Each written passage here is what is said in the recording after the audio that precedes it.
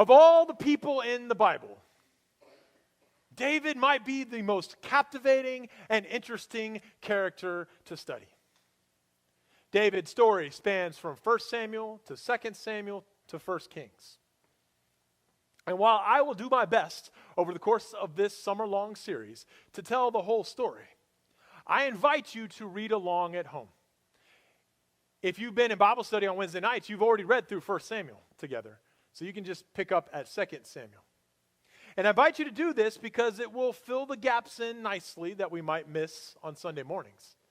But also in order to prepare you for some of the more shocking parts of the story of David.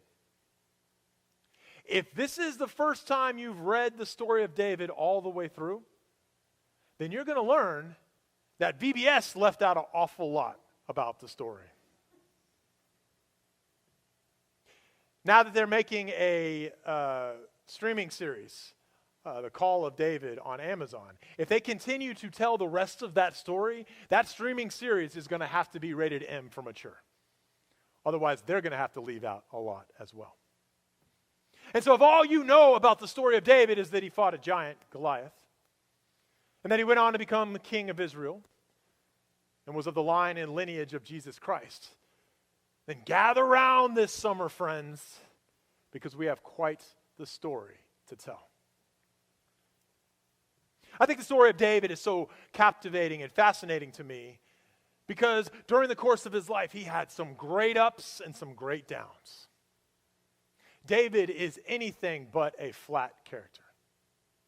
In fact, David probably would better be described as a tragic hero, one that is more relatable to us as human beings.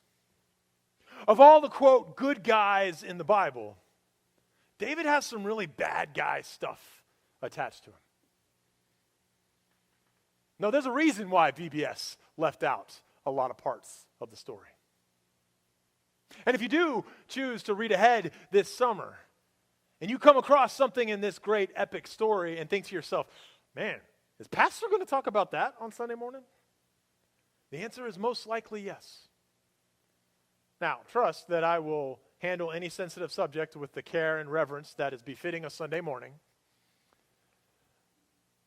But I'm not going to shy away from anything that the Bible says either.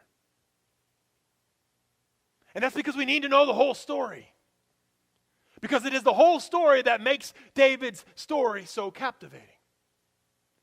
Not so that we can just sensationalize some of the juicier parts of the Bible, the parts that we don't teach our children about.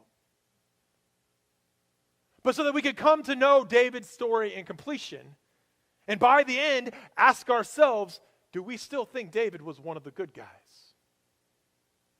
So that we can witness things that David will do, labels that will be attached to him that are seemingly life-defining, like killer, murderer, possibly intimately assaulted someone. And after all that, are we able to set aside those labels and still allow him to be remembered as a man after God's own heart?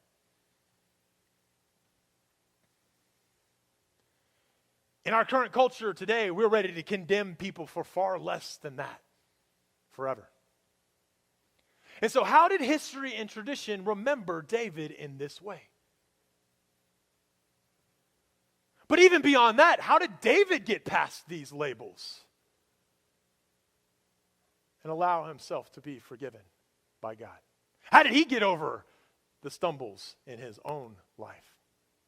Similar to Peter, how was David able to lay down his shame, his sin, and his brokenness and position himself to be forgiven by God?